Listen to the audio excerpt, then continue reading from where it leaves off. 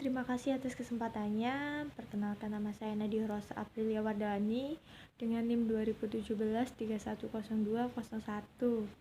Saya dari S1 Akuntansi.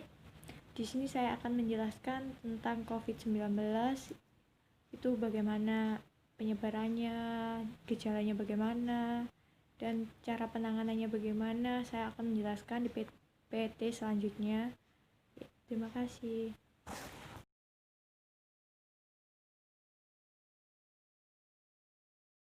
Di sini saya akan menjelaskan yaitu tentang pengertian COVID-19, yaitu coronavirus adalah suatu kelompok virus yang dapat menyebabkan penyakit pada hewan atau pada manusia.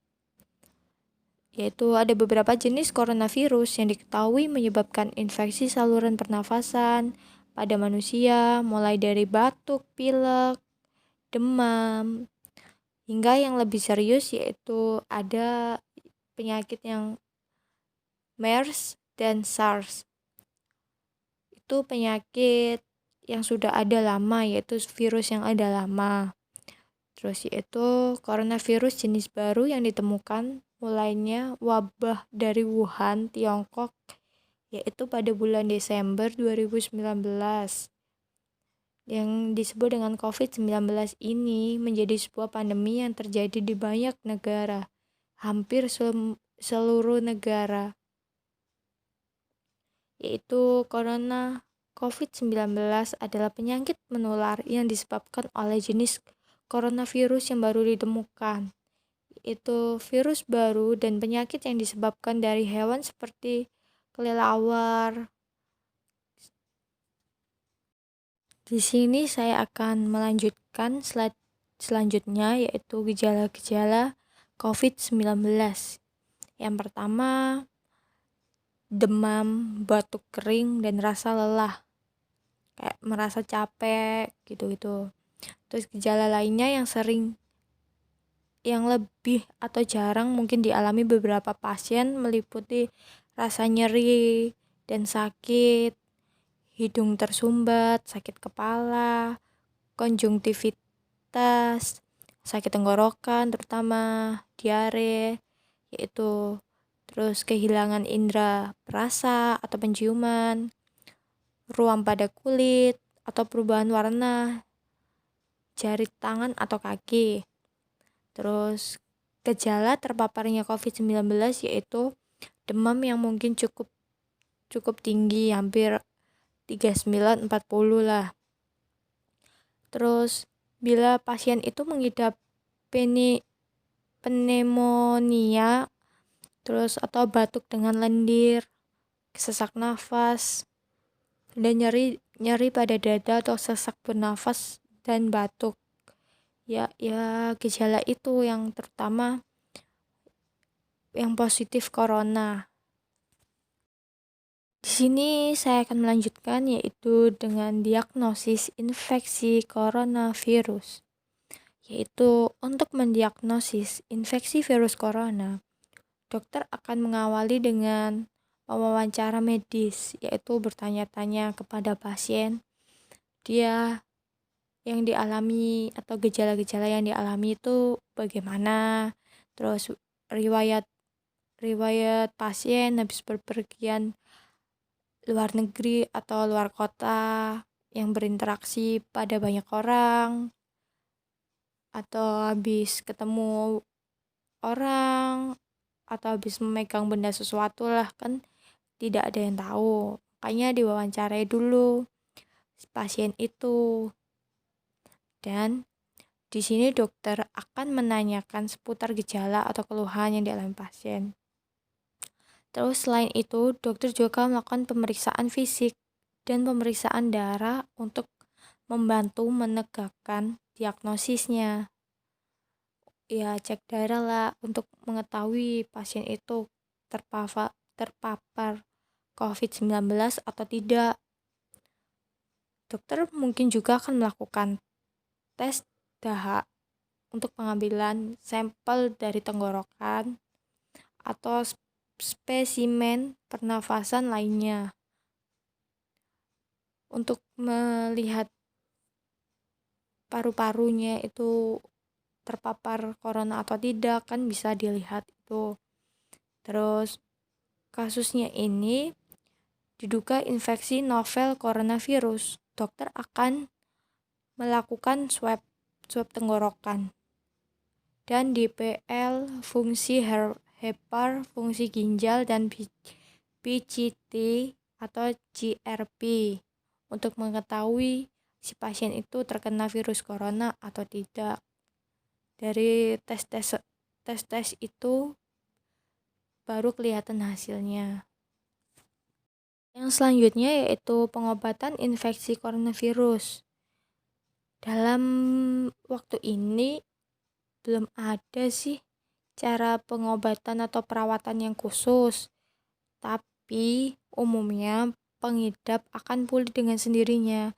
Namun, ada beberapa upaya yang bisa dilakukan untuk meredakan gejala infeksi virus corona.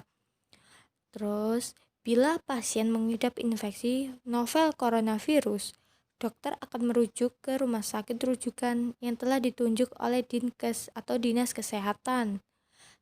Bila tidak bisa dirujuk karena beberapa alasan, dokter akan melakukan isolasi untuk si pasien. Terus serial foto toraks sesuai indikasi, terapi simptomatik, terapi cairan, ventilator mekanik bila gagal nafas. Terus bila ada disertai infeksi bakteri dapat diberikan antibiotik.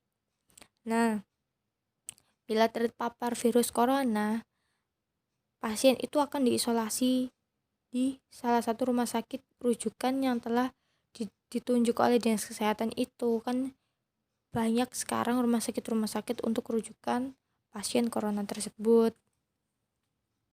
Yang selanjutnya yaitu pencegahan infeksi coronavirus.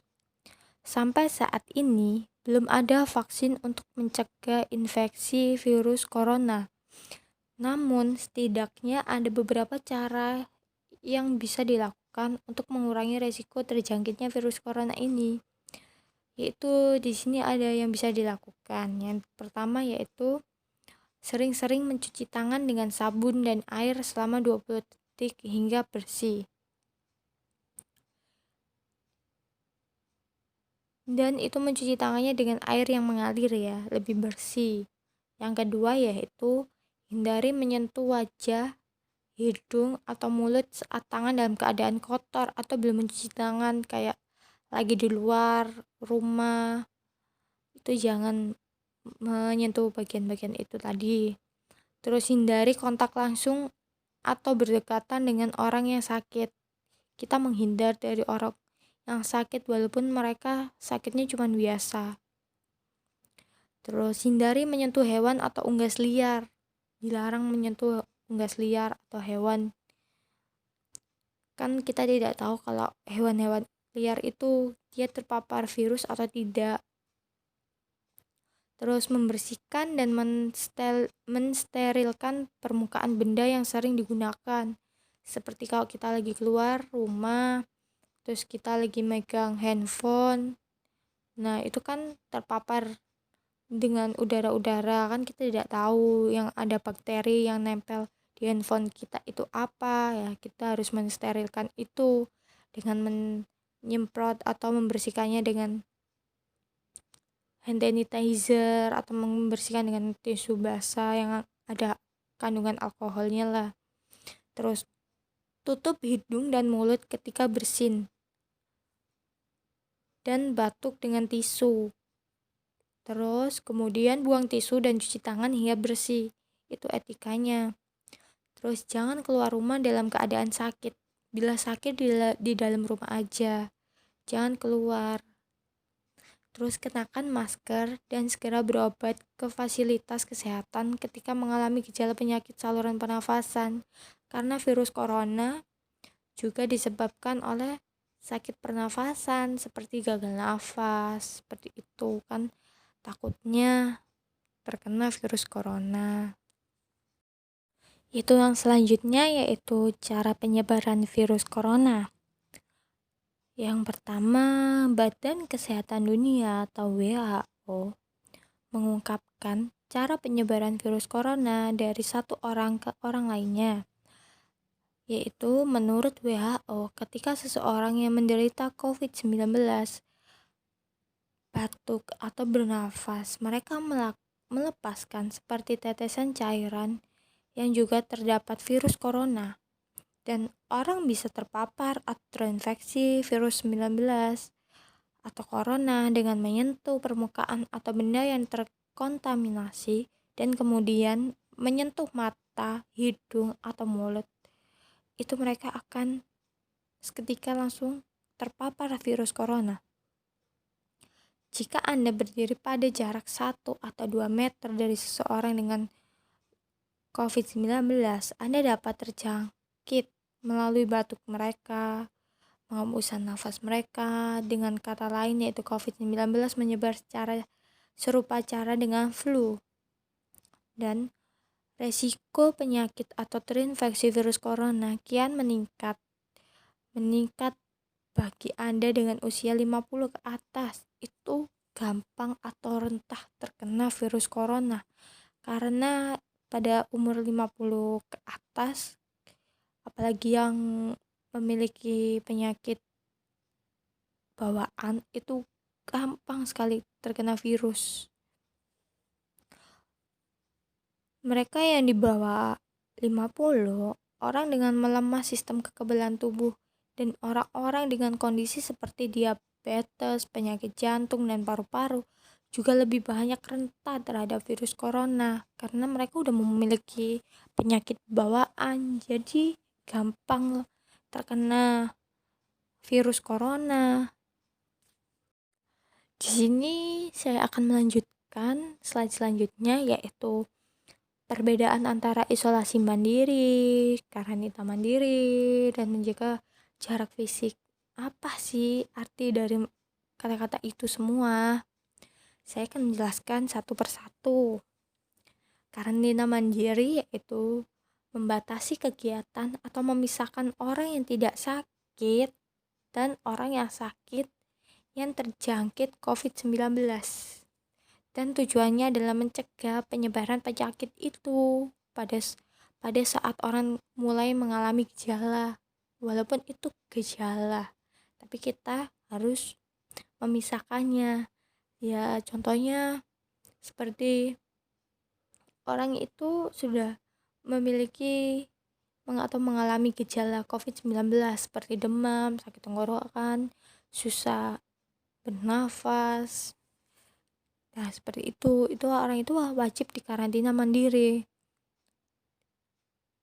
Dan tidak boleh ketemu dengan orang-orang awam atau orang-orang luar karena berbahaya, untuk penularannya itu sangat cepat.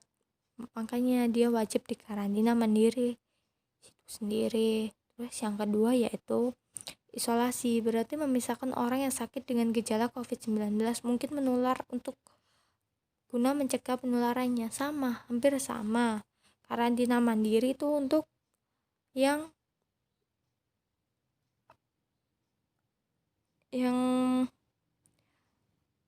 masih gejala, karantina.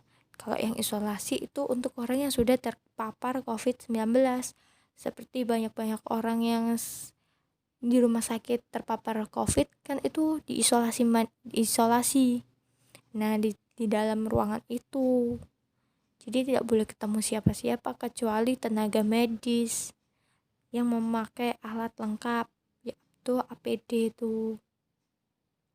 Terus menjaga jarak fisik berarti terpisah secara fisik. WHO merekomendasikan untuk menjaga jarak setidaknya 1 meter dari orang lain. Jarak ini merupakan ukuran umum tentang berapa jauh semua orang harus saling menjaga jarak walaupun mereka baik-baik saja, diketahui terpapar COVID-19 atau tidak. Nah, dari menjaga fisik ini kita sekarang diwajibkan untuk menjaga jarak dari orang satu ke orang lain. Seperti kalau kita lagi keluar mau beli apa gitu kan, sekarang diwajibkan, udah dikasih batas untuk menjaga jarak antara orang satu ke orang lain atau kita, yaitu mengikuti anjuran dari WHO. Dan kita kan tidak tahu di depan kita itu orang itu sehat atau tidak. Makanya kita menjaga jarak. Walaupun orang itu baik-baik aja, kita tetap menjaga jarak. Yang selanjutnya yaitu, apakah anak-anak atau remaja dapat terinfeksi COVID-19? Tentu, tapi itu tidak banyak. Yang banyak yaitu umur 50 tahun ke atas, itu banyak yang terkena.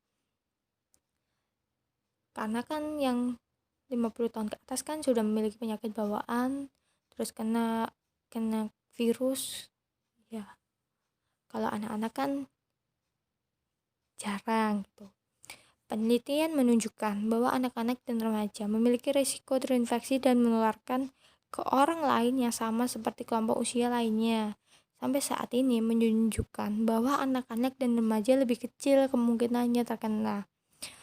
Meskipun penyakit yang serius masih dapat terjadi pada kelompok usia ini, anak-anak dan orang dewasa harus mengikuti panduan yang sama tentang karantina dan isolasi mandiri jika ada kemungkinan bahwa mereka setelah terpapar atau mulai menunjukkan gejala.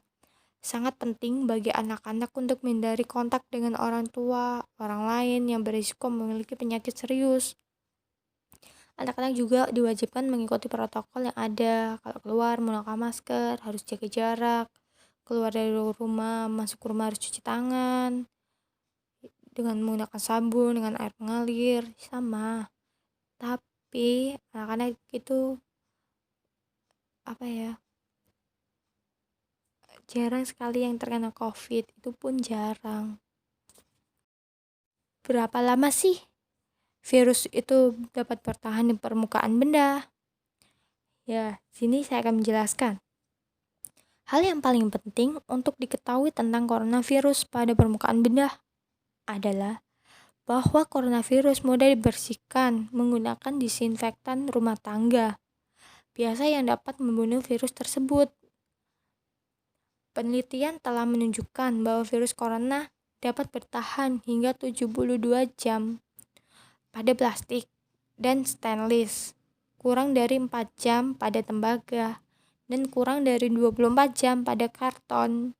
Nah, dan kita pastikan kita kalau sudah setelah memegang benda-benda yang saya sebutkan tadi, itu kita wajib lah mencuci tangan. Kita kan tidak tahu benda-benda yang kita pegang tadi itu bersih atau tidak, ada virus itu atau tidak. Kita harus rajin-rajin mencuci tangan menggunakan sabun dengan air mengalir. Kalau sekarang kita kan selalu membawa cairan antiseptik berbahan dasar alkohol. Terus hindari menyentuh mata, mulut dengan hidung. Sebelum kita mencuci tangan tadi, hindari menyentuh bagian-bagian tersebut. Selanjutnya yaitu di sini saya akan menjelaskan tentang dampak positif dan negatif adanya corona dalam dunia pendidikan di seluruh dunia. Yaitu kan ada dampak positifnya dan dampak negatifnya. Yang pertama yaitu dampak negatif dulu, yaitu materi yang didapatkan hanya sedikit karena anak-anak tidak berinteraksi dengan gurunya langsung. Yaitu yang kedua, akses informasi pelajaran luar daerah terkendala oleh sinyal. Ya, kalau rumahnya di dalam pedesaan kan jarang ada sinyal, yaitu susah sinyal. Dan banyak-banyaknya anak-anak itu ketinggalan mengerjakan tugas karena kendala sinyal. Yang ketiga yaitu kurangnya efektif program pemerintah mengenai tayangan belajar dari rumah. Yaitu baru akhir-akhir ini anak SD, SMP, dan SMA baru ada program di televisi TVRI atau SBO untuk belajar. Kan maksudnya sudah lama gitu kan. Jadi kurang efektif lah intinya. Terus yang keempat yaitu tugas pendidikan jadi lebih berat. Nah, anak-anak itu terbebani oleh tugas-tugas yang ada terlalu banyak seperti itu. Terus orang tua banyak yang tidak mengajarkan anaknya. Ya, benar. orang tuanya membiarkan anaknya mengerjakan sendiri, dan orang tuanya tidak mengerti tentang pelajaran anak itu gimana. Jadi anak itu mengerjakan dengan asal-asalan seperti itu. Dampak negatifnya, jadi anak tidak paham dengan materi yang diberikan oleh guru tersebut atau melihat televisi tersebut. Terus dampak positif yaitu memicu percepatan transformasi pendidikan cepat sekali. Terus banyak munculnya aplikasi belajar online. Sekarang banyak aplikasi belajar online seperti Ruang Guru, seperti ya semuanya kan sekarang serba online karena adanya corona. Terus banyak kursus online gratis, banyak. Terus munculnya kreativitas tanpa batas, kolaborasi orang tua dengan guru ada. Terus membangun mental positif anak ada. Terus sekarang lagi rame untuk mahasiswa seperti seminar seminar melalui aplikasi Zoom atau sebagainya gitu kan, banyak lewat daring gitu kan. Yang selanjutnya yaitu dampak positif dan negatif adanya corona, yaitu yang pertama dampak negatif dalam dunia industri yaitu pariwisata. Pertama, kurangnya pengunjung ya karena ada corona, mereka takut untuk wisata, jadi mereka ya di rumah aja mengikuti protokol yang ada, mengikuti. Terus sarana wisata yang kurang terawat karena karyawan yang bekerja hanya 50% dari sebelumnya. Ya kayak kan banyak yang seperti wisata tidak terawat, itu karena pekerjaannya cuma 50% dari biasanya, karena dari pariwisata itu tidak mendapatkan penghasilan, jadi banyak yang kena PHK seperti itu. Jadi pariwisata itu tidak terjaga lah gitu loh, jadi cuman sebagian aja yang terjaga dan pemasukannya semakin menurun dan terjadi PHK ya yang saya bilang tadi kan, karena pariwisata tidak mendapatkan pemasukan, tidak ada wisatawan yang datang, jadi mereka tetap menggaji karyawannya, tapi dengan sebagian besar mereka merumahkan karyawan karena tidak ada pemasukan, jadi tidak bisa bergulir uangnya, jadi mengurangi karyawan. Itu dampak negatif dari industri pariwisata. Yaitu dampak positif dalam dunia industri e-commerce, yaitu meningkatkan pendapatan secara drastis bagi e-commerce disebabkan para customer yang lebih memilih untuk membeli barang-barang online. Sekarang kan karena corona ya kan, jadi customer lebih memilih membeli dengan lewat aplikasi tanpa menyentuh langsung barang, cuman melalui handphone untuk memilih-milih barang, beli kan menggunakan e-commerce yang ya sekarang yang lagi booming kan e-commerce, karena mereka membeli dengan secara online melalui Shopee, Lazada, macam-macam sekarang banyak melalui seperti itu. Jadi sekarang semua orang jadi belanjanya melalui online, tidak tidak tidak ada yang mau keluar dari rumah gitu,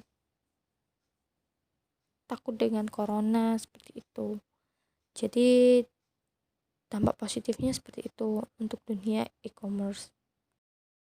Halo, aku Virus, saudaranya virus flu. Namaku virus corona. Aku suka jalan-jalan dan melompat dari satu tangan ke tangan lain saat tos. Kamu pernah mendengar cerita tentang aku? Ya, tidak. Kalau kamu sudah pernah mendengar tentang aku, bagaimana perasaanmu? Santai, bingung, khawatir, penasaran, grogi, sedih. Aku bisa mengerti kalau kamu merasa, aku pun akan merasakan hal yang sama. Kadang orang dewasa khawatir ketika membaca berita atau melihat aku di TV. Wow, aku masuk TV. Nah, aku akan bercerita tentang aku, sehingga kamu bisa paham. Ketika aku datang, aku akan membuat demam, sesak nafas, dan batuk. Tapi aku tidak akan berlama-lama di dalam tubuh manusia. Seperti kalau kamu lecet di lutut atau siku. Dadah! Jangan khawatir, keluargamu akan merawatmu. Mereka akan melindungimu. Kamu dapat membantu mereka dengan 1. Mencuci tangan dengan sabun dan air sambil bernyanyi. Kamu bisa menyanyikan lagu Naik Delman atau lagu lain kesukaanmu. 2. Menggunakan antiseptik dan menunggu sampai kering sambil berhitung sampai 10.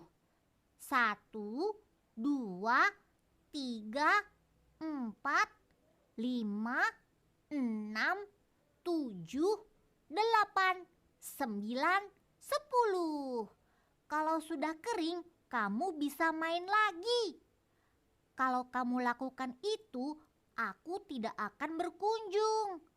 Dokter sekarang juga sedang bekerja menemukan vaksin supaya kamu tidak sakit ketika aku datang. Selesai. Halo, aku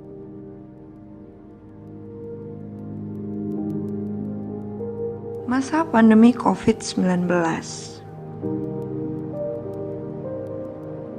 adalah masa-masa di mana semua orang mulai berubah.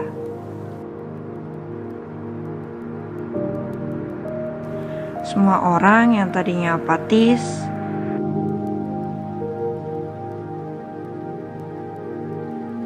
mendadak menjadi taat dengan aturan yang ada.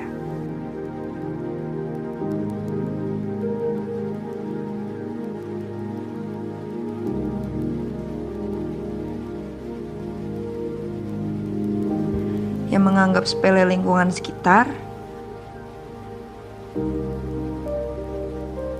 menjadi lebih peduli dengan kesehatan dan kebersihan lingkungan.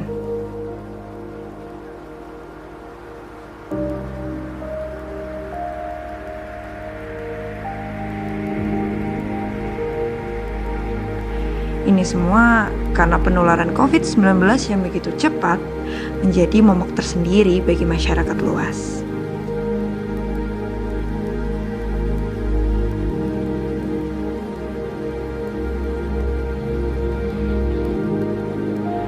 Namun, semua orang kini mulai memperhatikan hal-hal kecil yang jarang sekali dilakukan oleh banyak orang.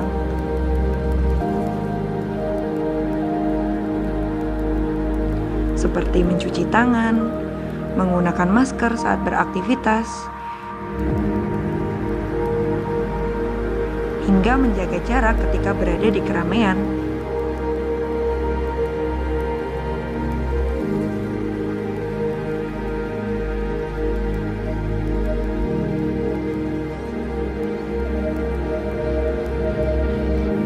Hal kecil yang dilakukan oleh semua orang itu pada akhirnya membawa kita pada perubahan kualitas masyarakat yang lebih peduli dengan kesehatan dan lingkungan sekitar.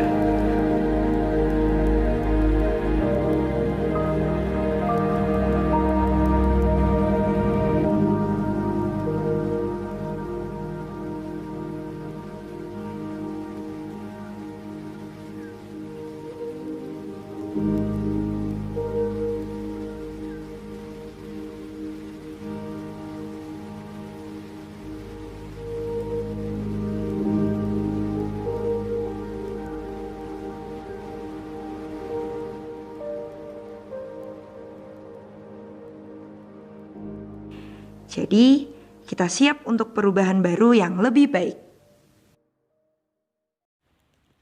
Terima kasih telah menonton video saya yang menjelaskan tentang COVID-19. Maaf apabila ada salah kata atau salah saya membaca PPT atau intonasi saya terlalu cepat. Mohon maaf.